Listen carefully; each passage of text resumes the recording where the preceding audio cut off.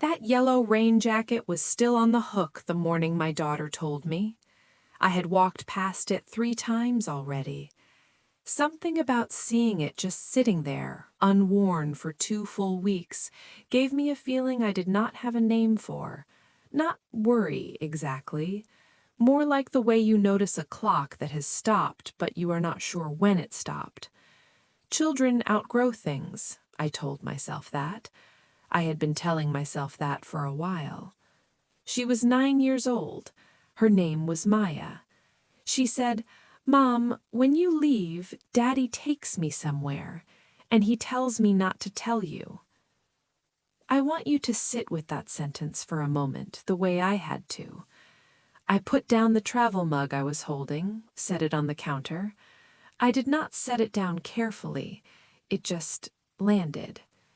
I looked at my daughter standing in the kitchen doorway in her school clothes, and I asked her what she meant, and she looked at her shoes. She said she did not know how to explain it. She said it was not bad. Then she said, "I just do not want to go anymore." My name is Dorothea, and I am 61 years old. Some things you carry for a long time before you understand what they are. I did not understand this one for weeks after I should have. I want to be honest about that. We were living in Charlotte then, on the east side, a row house with a small front porch and a red maple in the yard that had started losing its leaves in early October. I remember sweeping those leaves almost every day. I remember thinking something was wrong with the tree, too much shedding too quickly, without any of the usual color it put on in the fall.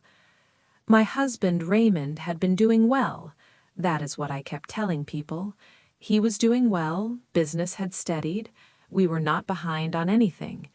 I had started taking consulting work, which meant I traveled maybe 4 times a year, short trips, never more than 3 nights. I had always told myself the children were fine. Our son was in college, it was just Maya at home with Raymond while I was away. I had told myself that story 100 times. Fine. Everything was fine. The trip to Atlanta was scheduled for Monday, 2 nights, back Wednesday evening.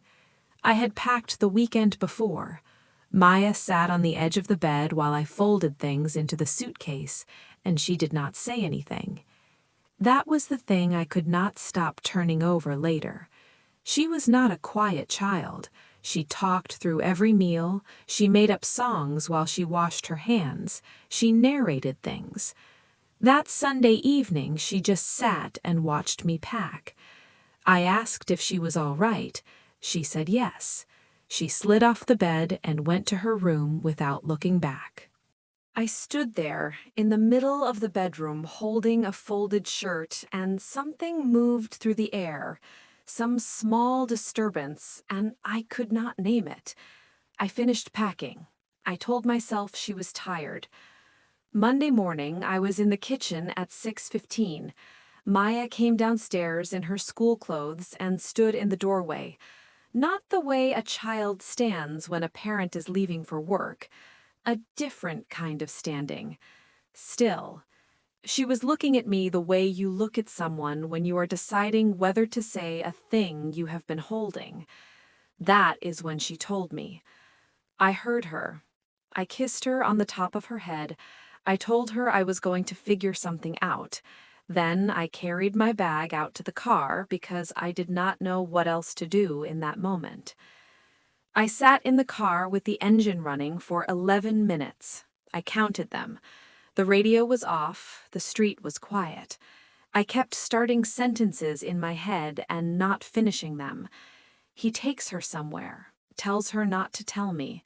It is not bad, but she does not want to go. Not bad. She had said it was not bad, but she also had not worn the yellow rain jacket in 2 weeks. I turned off the engine and went back inside. I told Raymond there had been a flight delay and I would reschedule for Wednesday. He did not ask questions. He poured himself coffee and read something on his phone. There was nothing in his face I could read clearly, and that made me feel two different things at the same time: relief and something else. The something else sat with me all day. I called my colleague from the guest bathroom and told her I would join the meetings by phone. She asked if I was all right. I said yes. I stayed in that bathroom for a few extra minutes after we hung up, just sitting on the edge of the tub, not moving. That night, I lay awake and let my mind do what minds do at 3 in the morning. I thought about all the times I had left, all the Tuesday mornings. I thought about the way Maya had looked at her shoes. I thought about the phrase, "He tells me not to tell you," and what it might mean and what it definitely might not mean. My mind kept moving between those two things.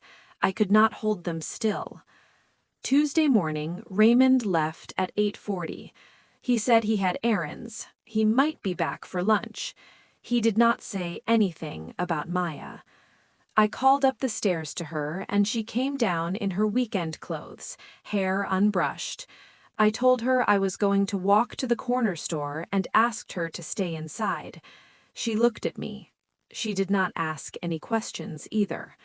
That silence felt heavy in a way I could not explain. I walked out and went 3 houses up to the Harmon family's yard, where a large oak blocked the sight line from our front windows. I stood behind it. I do not know what I was doing there exactly. I had not made a plan. I just could not sit inside that house and wait. Around 9, I saw Raymond come out the front door. Maya was with him. She had her backpack on, the small green one from when she was younger, not her school bag. He took her hand and they walked to his car. I followed them on foot for a block before I understood I would lose them. I went back for my keys. I found them 14 minutes later. He had parked on a side street near Eastland Park. There's a community garden there, maintained by some of the neighborhood churches. Long rows of winter vegetables, a tool shed at the back, a folding table near the entrance. I drove slowly past the entrance and parked down the block. My hands were still on the steering wheel. I was trying to understand what I was looking at. Raymond was crouching down next to Maya in one of the middle rows. She had a small trowel in her hand. An older woman in a green apron was standing across from them, talking, pointing at something in the soil. I watched them for a long time without moving. My first thought was not relief. I want to say it was, but it was not. My first thought was something more like confusion, a kind of not knowing what I was supposed to feel or where to put what I was feeling. I had spent a full night building something in my head, and now I was sitting outside it, and the shape of it was wrong. Maya laughed at something, not the kind of laugh children perform, the quiet kind, the kind that comes out when something is genuinely surprising and there is no audience. I had never heard her laugh like that with me. That thought arrived quietly and just sat there. I did not know what to do with it. I kept watching. The older woman crouched down too, pointed at something, and Maya leaned forward so far she nearly toppled. Raymond put one hand on the back of her head, light and automatic, the way parents touch their children when they are not thinking about it. He had not told me about this. How many Tuesdays? How many Tuesday mornings had I been in an airport or a conference room while my daughter stood in a garden row learning the names of things in the soil? I tried to count. I could not. The not knowing felt different from the not knowing of the night before, less like fear, more like recognition, the kind that comes too late and knows it. I sat there until they started gathering to leave. Then I drove home. I did not call the police. I want to be honest about that too, because of the title on this video and because I owe you the truth. I had looked at my phone while I was sitting there. My thumb had been over the number. I had been building the words I would say to a dispatcher, and then I had watched my daughter laugh the quiet laugh and set the phone down, and I do not know exactly where the line was or whether I crossed it the right way. I am not telling you it was correct. I am telling you what happened. I put my keys away. I sat at the kitchen table with my hands flat on the wood, very still. When they came in, Raymond went to the sink, and Maya put the green backpack on the hook.